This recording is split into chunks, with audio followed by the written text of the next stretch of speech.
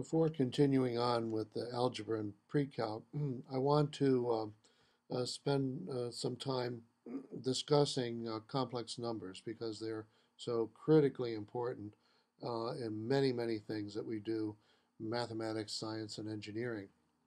So a complex number is a slightly more involved concept than the idea of an imaginary number. Now, I am sure that most of you remember that we can talk about the imaginary constant that we call I, and I is the square root of -1, whatever that means. Okay, I is the square root of -1. So we then take this concept of an imaginary number that includes I, and we write a number which has a real part and an imaginary part to it, and we call these numbers complex numbers.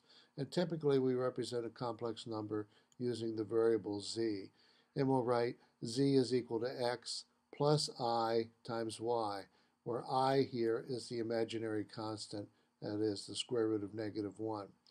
And when we represent z graphically, typically the way we do it is we use a Cartesian coordinate system that looks like this, where we'll plot x values along the horizontal axis and I times y value along the vertical axis like this, so that the complex number z is equal to x, which is the value on this axis, plus I times y, which is the value right here.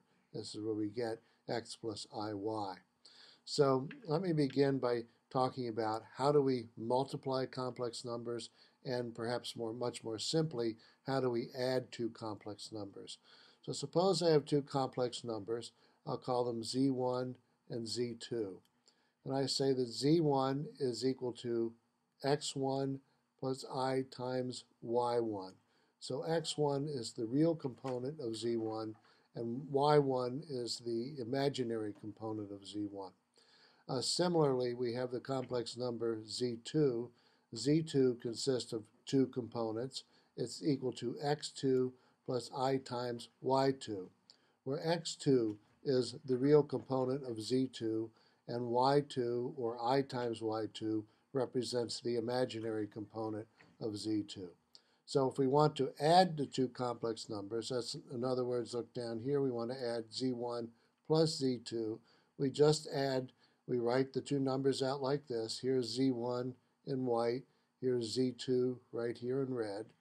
Look at these two numbers, and we rearrange terms. Well, we'll bring the two real parts together, the x1 and the x2, and we bring those together right here, and we bring the two imaginary parts together, the iy1 and the iy2, and we bring those together like this, noticing that I factors out. The iy1 times I plus iy2, the iy1 plus iy2 can be written like this.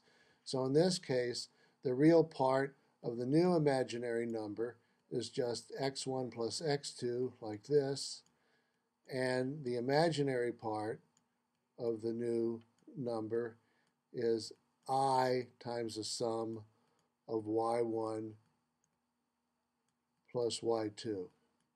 So adding two complex numbers is fairly straightforward. We simply add the real parts and add the imaginary parts individually. Multiplying two complex numbers is another affair entirely. So here I have the two complex numbers written again, z1 times z2, and I can write those in this form right here, z1 times z2. Here we use a distributive law, and I say, okay, now let me first do x1 times x2 and then x1 times iy2. So that's what I have written here, x1 plus times x2 plus x1 times iy2. Then, after I have that written out, I can take iy1 times x2, then plus iy1 times iy2, which is what I have written right here, iy1 times x2 and iy1 times iy2.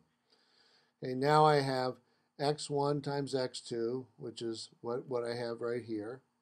Now I have IY1 times IY2. I'm bringing that over from over here. I'm rearranging the way I'm doing the sum now. Bring that over here. Why did I bring it over here? You'll see in a minute. Now I combine these two terms, this term right here. So this term right here with this term right here, and I combine those together into this term, where I've factored out the common factor of I and written it in this fashion. So now bringing this down, I have x1 times x2, but now when I multiply the I times I, that's I squared. I squared is -1. So this part right here of the expression becomes negative y1 times y2, and this term right in here just moves down to become I times x1 times y2 plus x2 times y1.